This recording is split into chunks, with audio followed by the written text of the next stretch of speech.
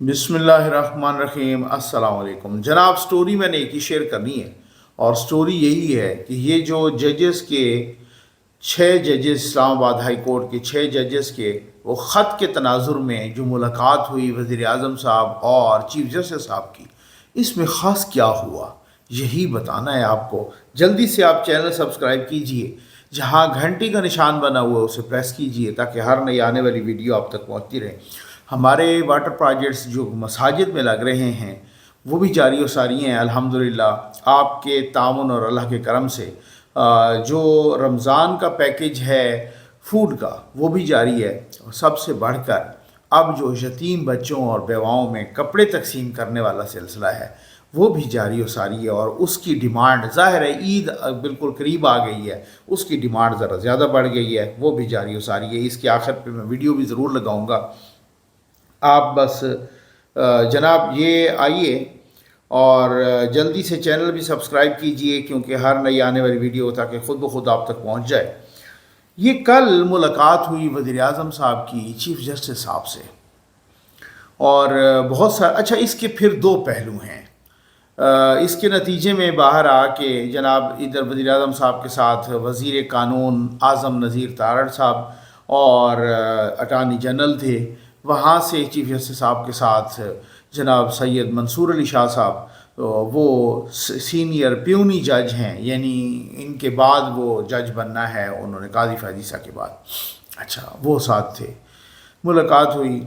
6 Islamabad high court के 6 जजेस ने, टोटल 8 जजेस हैं, जिनमें से 6 जजेस ने ख़त लिखा कि जी हमें एजेंसियों वाले, फ़ौज वाले, इंतज़ामिया वाले, हुकूमत तंग कर रही है और इस वजह। अच्छा उस ख़त में बहुत सारी अहम अहम बातें भी लिखी।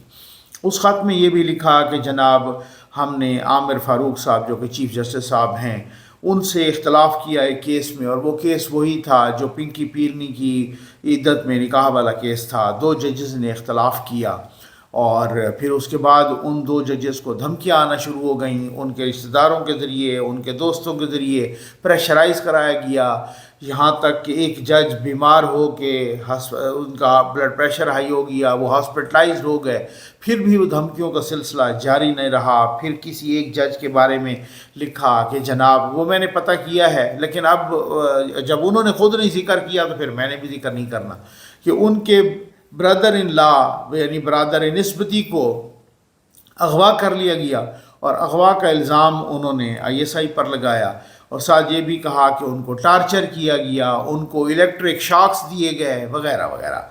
और उन्होंने और कोई सबूत तो नहीं लिखा, सिर्फ यही लिखा कि मेरे जो हमारे ब्रदर इन लॉ को, एक जज के जिसको ब्रदर निस्बती को वो जनाब अगवा किया गया, उन्होंने आके ये बताया कि जी उनको जिन्होंने अगवा किया वो कह रहे थे कि हम ISI वाले हैं। वैसे sir I am very sorry, कभी भी अगवा वाले ये कहते नहीं हैं। मैं बिल्कुल नहीं कह रहा कि पता नहीं, अल्लाह बेहतर जानता है किसने अगवा किया, और अल्लाह बेहतर जानता है कि आप ही की बात ठीक हो। लेकिन वो ये बात है जो लोग समझते हैं और ये मेरी गवाही देंगे वो कभी भी नहीं। वैसे एजेंसियों की आपस में भी गड़बड़ ज़रूर होती है, जब एक करती है तो वो दूसरे के बारे में कह देती है। ये हम जैसे गरीब सहाफ़ियों को इसका बड़ा अच्छे से एक्सपीरियंस होता है। मुझे 2 मरतबा अगवा किया गया, तो अगवा करके वहाँ जब ले जाते थे तो पूछते थे जी किसने अगवा। मैं आपको बड़ा बपांगदोल बता देता हूँ कि मुझसे पूछा कि भाई आपको किसने अगवा किया है, तो मैंने कहा मुझे ISI ने अगवा किया है। कहते हैं नहीं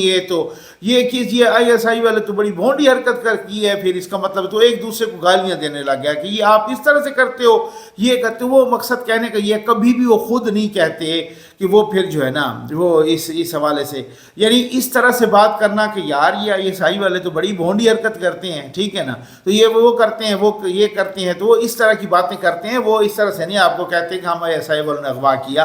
तो किसी और ये आम तौर पे वैसे ये होता है, जो एक्सपीरियंस है, जो साफ़ी बेचारे अगवा होते रहते हैं, एक्सपीरियंस है कि अगर कोई और एजेंसी अगवा करे तो ISI का नाम लगाती है, और अगर ISI अगवा करे तो उस दूसरी एजेंसी का नाम लगाती है। लेकिन बात ये है कि वो खुद नहीं कहती कि हमने अगवा किया आपको और हम वो हैं। ये कभी भी ऐसा नहीं हुआ। जो लोग वाकिफ़कार हैं वो मेरी गवाही ज़रूर देंगे। लेकिन बहरहाल उन्होंने कहा जनाब कि इस तरह से किया गया। उसके अलावा भी बहुत सारी बातें उन्होंने उसमें लिखी تو اس تناظر میں ملاقات ہوئی. اس تناظر میں دو تین باتیں ہوئی ہیں. ایک پرسوں ہوا تھا فل کورٹ میٹنگ, اور ایک کل ہوئی فل کورٹ میٹنگ, اور وہ بھی وزیر اعظم اور چیف جسٹس کی ملاقات سے پہلے ہوئی تھی. اور اسی طریقے سے جناب جب وہ ملاقات ہوئی تو فل کورٹ میٹنگ کا کوئی اعلامیہ, حالانکہ لوگ ایکسپیکٹ کر رہے تھے کہ مسلسل دوسرے دن اگر فل کورٹ میٹنگ ہو رہی ہے تو کوئی اعلامیہ اس کا جاری ہوگا, اس کا کوئی اعلامیہ جاری نہیں ہوا. پھر وزیر اعظم کی اور چیف جسٹس کی ملاقات ہوئی. باہر آ کے میں نے جیسے آپ کو بتایا کہ اعظم نذیر تارڑ صاحب نے اس کی تفصیلات بتائیں, اور ساتھ ہی یہ بھی بتایا کہ اس ملاقات میں طے پایا ہے کہ جناب ایک کمیشن بنایا جائے گا, ریٹائرڈ کوئی جو نیوٹرل ہوگا, جو قابل اعتماد ہوگا, ریٹائرڈ جج, اس کے انڈر یہ کمیشن بنایا جائے گا, اور وہ پھر انکوائری کرے گا. 1 یا 2% جلدی اس کا نام ہوگا, اس کا نام کی جو اپروول ہوگی, جو سارے یعنی کہ اس کے ٹی او آرز ہوں گے اس کمیشن کے, باقی سارا چیز, تو اس کی منظوری کیبنٹ دے گی. کابینہ کا آج اجلاس ہونے والا تھا, وہ آج والا اجلاس کینسل ہو گیا, پتہ ملتوی ہو گیا, جو بھی ہو گیا, وہ کب ہوتا ہے, تو وہ کابینہ جو ہے نا اس کی منظوری دے گی, اور وہ کمیشن بنے گا. اور وہ کمیشن پھر اب اس کے بعد آپ کو پتہ ہے کمیشن جس کھو کھاتے میں جاتا ہوتا ہے وہ اسی طرح سے وہ حمود الرحمان کمیشن سے لے کر, جن کے بارے میں حمود الرحمان کمیشن نے کہا تھا کہ ان کا کورٹ مارشل ہونا چاہیے, ان کو ہم نے قومی پرچم میں دفنا دیا. تو یہ کمیشن یہ ایسے ہی ہوتا ہے, ٹھیک ہو گیا نا. پھر ایبٹ آباد کمیشن کا آپ نے حشر دیکھ لیا, مسنگ پرسنز کمیشن کا آپ نے حشر دیکھ لیا, صحافیوں والے کمیشن کا آپ نے حشر دیکھ لیا. بہت سارے کمیشن ہیں جو اپنی موت آپ مر گئے ہیں, تو پتہ نہیں اب یہ کمیشن بھی کیا کرتا ہے. خیر, لیکن اس میں کچھ دوسری باتیں بھی ہیں. الزامات بڑے سنگین ہیں. پی ٹی آئی نے اس کمیشن کو فوری طور پہ ریجیکٹ کر دیا ہے. وہ ان کا خیال ہے, باقی بہت سارے صحافیوں نے بھی, کچھ کورٹ رپورٹرز نے بھی, کچھ لوگ بات کر رہے ہیں کہ یہ کمیشن ریٹائرڈ جج کے انڈر نہیں ہونا چاہیے, اور یہ کمیشن جو ہے نا ایک سرونگ جج کے انڈر ہونا چاہیے. سپریم کورٹ آخر کیوں انکوائری نہیں کر سکتا, اسلام آباد ہائی کورٹ اس کی انکوائری کیوں نہیں کر سکتا, تو یہ ایک ریٹائرڈ جج کے ان کو کون بولا کہے گا. دوسری طرف جو ہے, میں آپ کو دوسری طرف کا ورژن بھی سناتا ہوں ذرا, کیونکہ بڑی ہمدردی جتلائی جا رہی ہے نا ان ججوں کے ساتھ, اور یہ بہت ہی کہا جا رہا ہے کہ کوئی آسمان سے اترے ہوئے سب سے آنےسٹ لوگ ہیں, اور یہ انہوں نے ایسا کر دیا. تو ان کو نو ڈاؤٹ ایجنسیوں کی جو مداخلت ہے وہ عدلیہ میں آج سے نہیں ہے, وہ پاکستان بنا تو تب سے ایجنسیوں کی مداخلت ہے. اگر عدلیہ ہی نے یہاں پر اسٹیبلشمنٹ کے ساتھ مل کے گند نہ کیا ہوتا تو آج حالات یہ نہ ہوتے. اب مجھے دہرانے کی ضرورت نہیں ہے کہ آپ نے کیا کیا کالک ملی ہے, لیکن اب بات یہ ذرا آپ سن لیجئے.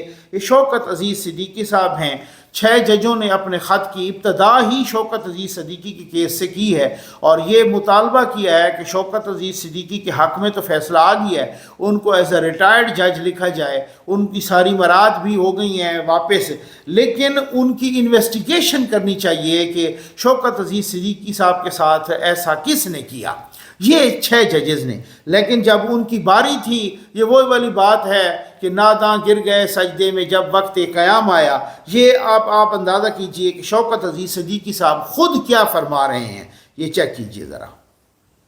میں اس وقت اکیلا تھا, اس وقت کی ہائی کورٹ کا کوئی جج میرے ساتھ نہیں کھڑا ہوا, بلکہ انہوں نے ایک لحاظ سے میرا سماجی اور معاشرتی بائیکاٹ کر دیا. خوشی غمی کے مواقع میں شرکت چھوڑ دی, سلام دعا چھوڑ دی, عید مبارکباد چھوڑ دی, ود دی ایکسیپشن آف میاں گل حسن اورنگزیب. تو باقی کسی نے میرے ساتھ کوئی تعاون بھی نہیں کیا, اور ظاہر ہے ایک ہمدردی کا جو لفظ ہوتا ہے وہ بھی نہیں کہا, کیونکہ اس وقت کے امیجیٹ بینیفیشری جسٹس اطہر من اللہ تھے, اس کے بعد جسٹس عامر فاروق تھے, اس کے بعد جسٹس محسن کیانی تھے. تو اس لیے انہوں نے شاید یہ مناسب سمجھا کہ چلیں جیسے بھی نکالا جا رہا ہے نکالا جائے ان کو, تاکہ ہمارے لیے راستہ جو ہے. تو سوائے میاں گلزیب حسن صاحب کے علاوہ کوئی آپ کے ساتھ رابطے میں نہیں تھا, لیکن یہ ججز تو بعد میں آئے ہیں, بابر ستار صاحب یا جہانگیری صاحب, یہ تو بعد میں ججز بنے ہیں. بابر ستار صاحب اور جو سردار اعجاز اور طارق جہانگیری ہیں یہ بعد میں آئے ہیں, نو ڈاؤٹ. میں نے لیکن ان کی میری بیٹی کی شادی تھی تو میں نے ان کو سب کو بھی انوائٹ کیا تھا, لیکن اس وقت شاید کنسنسس یہ تھا چیف جسٹس سطر من اللہ صاحب کی موجودگی میں کہ ہم نے شوکت عزیز صدیقی کی غمی خوشی میں شرکت نہیں کرنی. اس لیے کوئی بھی نہیں آیا, ناٹ ایون اے سنگل کال کہ جی اس کو آپ ہم نہیں آ سکتے یا دس اینڈ دیٹ کوئی ایک ایکسکیوز ہوتا ہے. اینی وے وہ تو چلیں ایک چیز ہوگی, ہر ایک کا اپنا ایک بڑا پن ہوتا ہے, ہر ایک کی اپنی. آپ نے سن لیا, اس وقت آپ نے شوکت عزیز صدیقی صاحب کا بائیکاٹ کیا جیسے ایجنسیوں والے آپ کو کھا جاتے ہوں, جیسے ایجنسیوں والے آپ کو کچا کچا نگل جاتے ہیں. وہ شوکت عزیز صدیقی جو آلریڈی بیچارے فارغ ہو چکے تھے, وہ تو ان کو تو ثاقب ناصور نے فارغ ہی کر دیا تھا, ٹھیک ہے نا, اور ان کی تو مراد بھی ختم, ان کو تو سسپینڈ, وہ تو ٹرمینیٹ ہو گئے, ختم ہو گئے. جج بالکل ہی, وہ تو ان کو سپریم جوڈیشل کونسل نے ان کے خلاف کارروائی کی. تو پھر شوکت عزیز صدیقی کے ساتھ سلام دعا چھوڑ دینا. شوکت عزیز صدیقی کی چلیں, بندہ اگر شادی میں غمی خوشی میں کہیں نہیں آ سکتا اور کوئی آپ کو انوائٹ کر رہا ہوتا ہے اور وہاں نہیں جا سکتے, تو ایک کرٹسی کال بنتی ہے کہ جی ویری سوری, ہم کو اپنی ذاتی مصروفیات کی بنا پر یہ ہے, اور آپ گڈ وشیز کہہ دیتے ہیں. یا بیٹی کے لیے وہ جو کہہ رہے ہیں کہ جی بیٹی, میری بیٹی کی شادی تھی تو میں نے انوائٹ کیا, تو بیٹی کے لیے نیک خواہشات کا اظہار کرتے ہیں. اس وقت تو آپ کو کس نے کہا تھا, کس نے روکا تھا؟ آپ اس کی ذرا وجوہات خط میں لکھ دیتے. آپ یہ بھی کہہ دیتے کہ جناب کس نے ہمارے اوپر بوٹ رکھا ہوا تھا اور کس نے ہمیں مجبور کیا ہوا تھا اور ہم کیوں نہیں گئے تھے. اور خود شوکت عزیز صدیقی سے آپ نے خود سن لیا, چونکہ شوکت عزیز صدیقی اس وقت پیونی جج تھے, اس وقت انور کانسی صاحب چیف جسٹس تھے اور شوکت عزیز صدیقی نے اگلا چیف جسٹس بننا تھا. شوکت عزیز صدیقی صاحب ہو گئے فارغ, تو اگلا پھر چیف جسٹس پھر اطہر من اللہ صاحب بن گئے, کیونکہ وہ ان کے بعد تھے. تو اب ان کو پتہ تھا کہ شوکت عزیز صدیقی بنتے ہیں تو ہو سکتا ہے اطہر من اللہ صاحب ادھر ہی اسلام آباد ہائی کورٹ سے ہی خیر سے فارغ ہو جاتے, یہاں سے ریٹائر ہو جاتے. تو چونکہ اپنی باری آنی تھی تو اس وجہ سے جناب یہ ہوا کہ باری اپنی آنی تھی, تو اب شوکت عزیز صدیقی صاحب جاتے ہیں تو جائیں, ہمیں تو کچھ نہیں کرنا. تو اس وقت تو آپ, اور پھر اس کے بعد جناب جو نئے ججز آئے ان کا انہوں نے نام لیا, انہوں نے بیٹی کی شادی تک اٹینڈ کرنا, کال تک اٹینڈ کرنا. وہ کہہ رہے ہیں صرف میاں گل حسن اورنگزیب صاحب انہوں نے میرے ساتھ کو روابط رکھے ہیں, ادروائز تو کسی نے سلام دعا تک چھوڑ دی. وہ بندہ جو آپ کے ساتھ اٹھتا بیٹھتا رہا, ایک طرح سے آپ کا پیٹی بن بھائی تھا, وہ بھی جج تھے, وہ سینئر ترین جج تھے, پیونی جج تھے, ان کے ساتھ تو آپ نے یہ سلوک کیا. اب آپ اس کے بعد جو ہے نا, معاملہ یہ ہے کہ واقعی اسی طرح ہے کہ پچھلے کچھ 2-4 ہفتے پہلے جب یہ نگران حکومت تھی تو انوار الحق کاکڑ صاحب وزیر اعظم تھے, اس وزیر اعظم کو اسلام آباد ہائی کورٹ نے طلب کیا تھا مسنگ پرسنز میں غالباً, ٹھیک ہو گیا. تو آپ وزیر اعظم کو طلب کر سکتے ہیں, لیکن آپ کو جب شک ہو کہ جی فلاں آئی ایس آئی کے بندے نے ہمیں, آپ کو پتہ بھی ہو کہ کس نے ہمارے ساتھ ایسا کیا ہے, اور آپ نے بالکل نام لے کے آپ جو ہے نا ان پہ الزام لگا رہے ہیں, تو ان کو بلاتے, پھر ادھر میجر صاحب کو کسی کو بلاتے, کرنل کو بلاتے, توہین عدالت میں بلاتے, یہاں پر یہ کھڑا کرتے کٹہرے میں. اس میں آپ کو کس نے روکا تھا؟ یا یہ لوگ اب کیا لوگوں کو کہنے کا موقع کیوں ملتا کہ چونکہ ملک ریاض کی دم پہ آیا ہے پاؤں, اس لیے 6 ججز کا خط جو ہے نا ماشاءاللہ میڈیا اور سوشل میڈیا کی زینت بن گیا ہے, اور یہاں پر آپ نے لکھنا شروع کر دیا ہے. آپ کوئی صحافی, آپ شیریں مزاری کو یہاں سے راستے سے واپس کرواتے ہیں کہ جناب پولیس لے کے جا رہی تھی, اور آپ نے کہا کہ شیریں مزاری ابھی راستے سے واپس ہوگی, اور جناب غالباً چیف جسٹس اطہر من اللہ صاحب نے راستے سے ان کو واپس کروایا کہ جی ادھر سے واپس. ان کو نہیں دیکھا کیس کیا ہے, ان کو نہیں دیکھا کیوں گرفتار کیا ہے, کون سی ایف آئی آر ہے, نہیں جی ابھی واپس کرو گے نہیں تو میں تمہاری ایسی کی تیسی پھیر دوں گا. یہ اسلام آباد ہائی کورٹ, اور آپ کو آپ کا اپنا برادر نسبتی اغوا ہو رہا ہے تو آپ نے کوئی نوٹس نہیں لیا, آپ نے کسی قسم کی کوئی, یہ بات وہی والی بات ہے. یہ شیر افضل مروت کیا کہہ رہا ہے, شیر افضل مروت کو آپ لاکھ اختلاف کریں لیکن بہت ساری باتیں وہ ٹھیک بھی کر جاتا ہے. اب یہ کیا کہہ رہا ہے, یہ تو وہی والی بات ہے کہ پورے کا پورا جو 6 ججوں کا خط تھا وہ تو شیر افضل کے مطابق بڑھ گیا. یہ دیکھیں یہ شیر افضل نے کیا کہا, شیر افضل مروت نے, یہ سنیں ذرا. اور ان سے میری توقع یہ تھی کہ جب یہ اپنے ملزمان کو بھی جانتے ہیں, ان کے کام میں اتنا یہ سرایت کر گئے تھے اور انٹرفیئرنس کر دی تھی, تو بجائے اس کے کہ یہ سپریم کورٹ کی طرف دیتے, خود ہی کنٹمپٹ کے نوٹس کیوں نہیں جاری کیے؟ ان کو چاہیے تھا قانون نے, یہ بات درست, اگر یہ کام میں کرتا, یہ بات بالکل, آپ خود بھی جج رہے ہیں, اگر میں یہ کام کروں اور ان کو پتہ ہے کہ یہ شخص جو ہے ہمارے کام سے روکنے کے لیے روڑے اٹکا رہا ہے, تو مجھے تو کنٹمپٹ نوٹس جاری ہوگا. Why somebody else should be spared؟ کیوں کسی دوسرے کو چھوڑا جائے؟ بالکل بات ٹھیک ہے. اگر کوئی عام شہری، وہ خود بھی کہہ رہے کہ اگر میں کوئی روڈ اٹکاتا، اگر میں ان کے راستے میں حائل ہوتا، قانون کے راستے میں، قانون کو، آئین کو اپنا راستہ نہ لینے دیتا، تو پھر وہ مجھے تو کنٹمپٹ نوٹس فوری طور پہ کرتے. ان کو کیوں نہیں کیا؟ معاف کیجیے گا، جب وہ بار بار لیٹر میں آئی ایس آئی آپریٹو اور یہ وہ نام لے رہے ہیں اور بار بار لوگوں کا نام لے رہے ہیں، تو پھر ان کو کنٹمپٹ نوٹس کیوں نہیں کیا آپ نے؟ آپ ڈائریکٹلی کنٹمپٹ نوٹس کرتے، پھر لگ پتہ جاتا. ادھر نہیں، آپ نے خط لکھ کے بہت ہی ہیرو بننے کی کوشش کی اور سپریم جوڈیشل کونسل کے کندھے پر آپ نے چلانے کی، اور اب آپ کہہ رہے ہیں کہ انہوں نے کیا کیوں نہیں ہے. آپ ویسے یوں کرتے ہیں کہ آپ کو سپریم کورٹ نے واپس بھیجا عمران خان کا کیس، تو آپ نے 2 منٹ میں ان کو پتہ نہیں 200 مقدمات میں ضمانت دے دی اور کہا کہ جو اگلا بھی مقدمہ بنتا ہے اس تاریخ تک کوئی بھی ہو، اس میں بھی ان کو گرفتار نہ کیا جائے.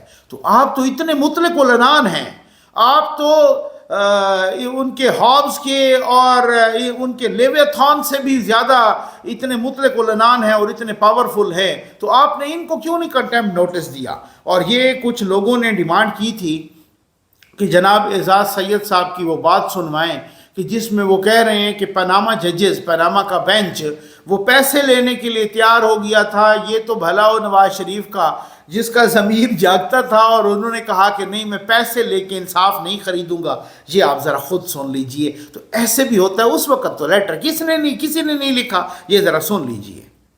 بارے میں بڑی خبر دیتا ہوں جی.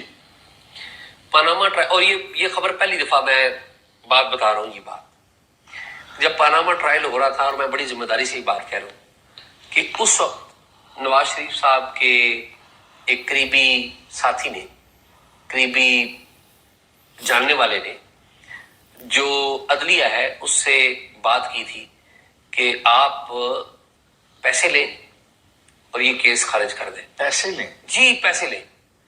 اور آپ سن کے حیران ہو جائیں گے کہ بعض جو جج صاحبان ہیں، ابھی تو وہ ریٹائر ہو گئے، میں کیا کہوں، وہ ایگری کر گئے تھے سارے کہ ہم پیسے لے کے کر دیتے ہیں. معاملہ جب نواز شریف صاحب کے پاس آیا کہ پیسے دے کے ہم آپ کے لیے ریلیف لے لیتے ہیں، تو نواز شریف صاحب نے کہا کہ نہیں، میں یہ ریلیف نہیں لوں گا، کیونکہ اگر میں نے یہ ریلیف لی تو میں اپنے آپ کو کیا منہ دکھاؤں گا.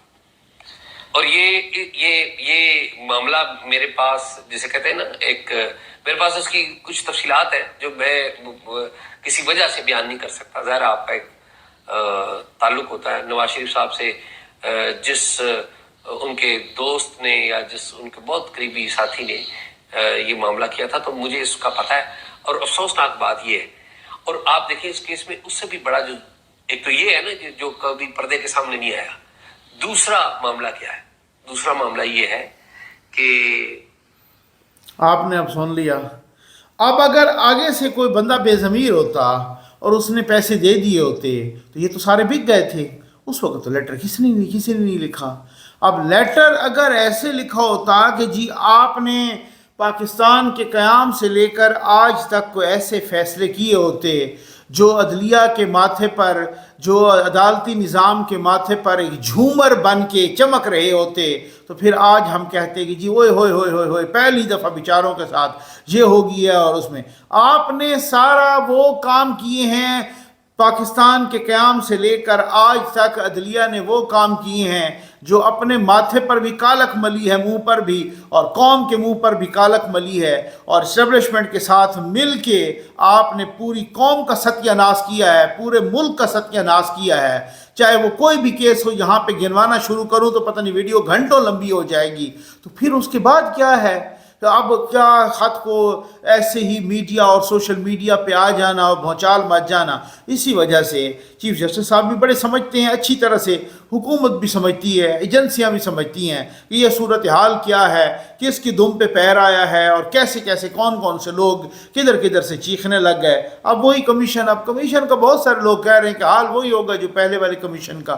ٹھیک ہو گیا نا، حال تھا، کوئی نیا حال نہیں ہوگا. اور وہ اعلامیہ जो फुल कोर्स उनका भी नहीं हुआ। इसी वजह से तो बहुत सारे लोग चाह रहे हैं, बहुत सारे लोग के भाई बात ये है कि बड़ा पॉजिटिव चीफ जस्टिस है, इनको एक्सटेंशन दें। वो मैंने इस पे वीडियो में तफसील के साथ कर चुका हूँ, मैं फिर भी बात करूँगा इस पर तफसील के साथ। तो आज वो लोग, उनको मुआफ़ी मांग लेनी चाहिए काजी फायज ईसा साहब से, चीफ जस्टिस साहब से, कि जो कह रहे थे कि ये तो आएंगे तो पता नहीं इंतशार करेंगे, पता नहीं क्या करेंगे। उन्होंने हर अच्छे तरीके से गवर्नमेंट के साथ मुल्क और कौम का जहाँ मफाद होता है कोऑपरेट किया, कोई हैजान पैदा करने की किसी किस्म की कोशिश नहीं की और ना ही हैजान पैदा किया।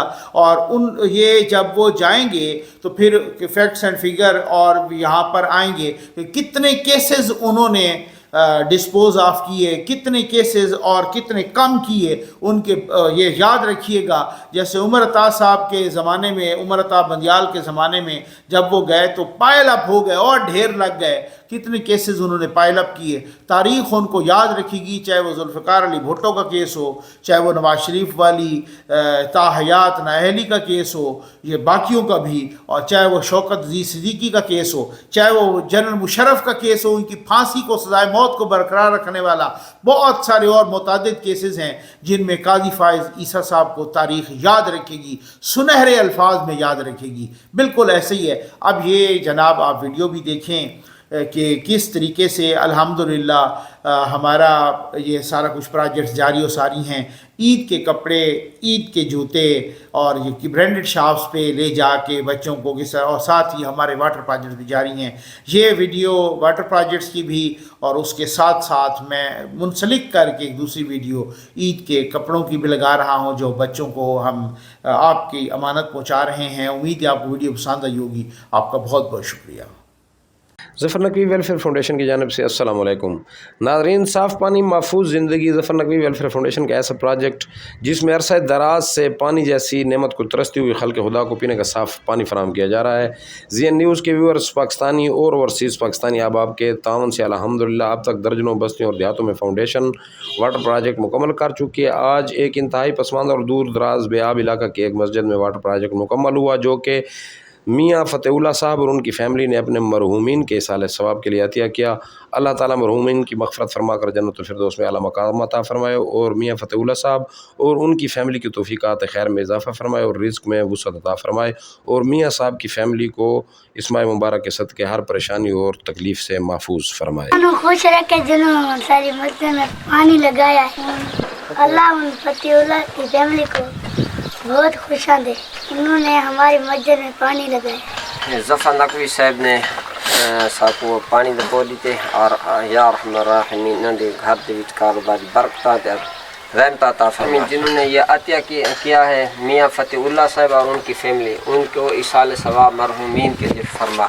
या अल्लाह उनकी कब्र पर जवार रहमत अता फरमाए। किसी आदमी ने पूछा कि मैं जो है ना कोई सदका खैरात करना चाहता हूँ जिससे मुझे सवाब मिले, तो आप सल्लल्लाहु अलैहि वसल्लम ने फरमाया कि जहाँ पानी की किल्लत हो वहाँ पे पानी लगवा दो। माशाअल्लाह। तो उन्होंने जो है ना जाके पानी का बंदोबस्त किया, तो अल्लाह पाक ने उसकी जो तकलीफ़ थी वो भी ख़त्म कर दिया। अल्लाह पाक ने उनको बहुत ज़्यादा अजर भी अता फरमाया। ज़फ़र नकवी साहब का मैं शुक्रगुज़ार हूँ जो इन गरीब इलाकों में जो है ना पानी दे रहे हैं, पहुँचा रहे हैं। टीम हमारे इलाके में पहले भी आई है, इन्होंने कई ट्यूबवेल पानी के हमारे इलाके में पहले भी दिए हैं। अल्लाह इनको जज़ाए खैर दे। साला पानी कोनी साले मदरसे दा मसीत दा घरां दा पानी कानी अल्लाह इन्हां को बहु दे जिन्हां ने ये मोटर ला के देंदे फिर मसीतां दे विच अल्लाह इन्हां दे बच्चा माल रिज़्क अल्लाह पाक बरकत करते। ये मेरे अल्लाह जिन्हां सारी मसीत दे विच पानी लाए असां पानी की बहु औखे आसे मसीत दी की इन्हां दी खरीद कबूल कर। अल्लाह इन्हां ने जितने मार रिज़्क दी इन्हां दी बरकत कर, उन्होंने कब्रां को जन्नत दा बाग दे आला मकान दे। आमीन। ज़फ़र नकवी वेलफेयर फाउंडेशन की जानिब से मोहतरम नाज़रीन को ढेरों सलाम। नाज़रीन, वतन अज़ीज़ में इस वक्त शदीद तरीन महंगाई और बेरोज़गारी की वजह से हर तबका इंतहाई मलूल और परेशान नज़र आता है, ख़ुसूसन गरीब, मज़दूर और दिहाड़ीदार तबका। जब एक बंदा सारा दिन मज़दूरी करके 2 वक्त की रोटी पूरी नहीं कर सकता तो वो अपने बच्चों के लिए हर माह या 2 माह बाद शॉपिंग कैसे करे। ये ऐसे मजबूर वालिदैन हैं जो हर साल ईद आने पर बच्चों को एक आध सूट या जूते ख़रीद कर देते हैं, جو کہ ان حالات میں غریب والدین کی دسترس سے دور ہو گیا ہے، یا ایسے بچے جو والد یا والدین کی شفقت سے بھی محروم ہیں اور یتیمی کی زندگی بسر کر رہے ہیں، ایسے بچوں کا کوئی پرسان حال نہیں۔ تو ایسے تمام افراد کے لیے، ایسے تمام بچوں کے لیے پورے ملک میں ظفر نقوی ویلفیئر فاؤنڈیشن دن رات محنت اور کوشش کر رہی ہے کہ جتنا ممکن ہو سکے ان بے سہارا، یتیم اور نادار بچوں کو ریلیف دیں تاکہ یہ معاشرے میں سر اٹھا کر جی سکیں اور تمام بچوں کی طرح زندگی گزار سکیں۔ اب تاریخ کی کتابوں میں ایک واقعہ ملتا ہے کہ عید کے دن سرکار دو عالم صلی اللہ علیہ وآلہ وسلم تشریف لے جا رہے تھے کہ ایک بچے کو روتے ہوئے پایا۔ پوچھنے پر اس نے بتایا کہ میرے والدین نہیں ہیں، اگر وہ ہوتے تو مجھے کپڑے لے کر دیتے اور مجھ سے پیار کرتے۔ یہ سن کر سرکار دو عالم صلی اللہ علیہ وآلہ وسلم اس بچے کو اپنے گھر لے گئے اور اس کے لیے خوشی کا اہتمام کیا اور فرمایا کہ میں تمہارا والد ہوں اور جناب حضرت عائشہ تمہاری والدہ ہیں۔ تمام اہل درد اور مخیر دوست احباب، ماہ رمضان کے مغفرت والے اس عشرے میں یتیم اور بے سہارا بچے بچیوں کے افسردہ چہروں پر مسکراہٹیں لائیں، ظفر نقوی ویلفیئر فاؤنڈیشن کے ساتھ تعاون فرمائیں۔ اپنی زکوٰۃ، صدقات، خیرات، فطرانہ اور دیگر عطیات کے ذریعے ان یتیم اور بے سہارا بچوں کے سر پر دست شفقت رکھیے۔ ظفر نقوی ویلفیئر فاؤنڈیشن کے ساتھ تعاون فرمائیے۔ ہم ظفر نقوی ویلفیئر فاؤنڈیشن کے تمام ڈونرز کا تہ دل سے شکریہ ادا کرتے ہیں جنہوں نے اپنے بچوں کے ساتھ ساتھ ان غریب، مستحق اور نادار بچوں کا خیال رکھا، اور جن کے تعاون کی وجہ سے یہ سب ممکن ہوا کہ ہم عید کی خوشیوں میں ان بچوں کو شامل کر رہے ہیں۔ ظفر کا شکریہ، ظفر کا شکریہ، شکریہ۔ کسی بھی دکھ میں، کسی بھی تکلیف اور پریشانی میں آپ اکیلے نہیں۔ ظفر نقوی ویلفیئر فاؤنڈیشن ہر لمحہ، ہر دکھ میں، ہر پریشانی میں آپ کے ساتھ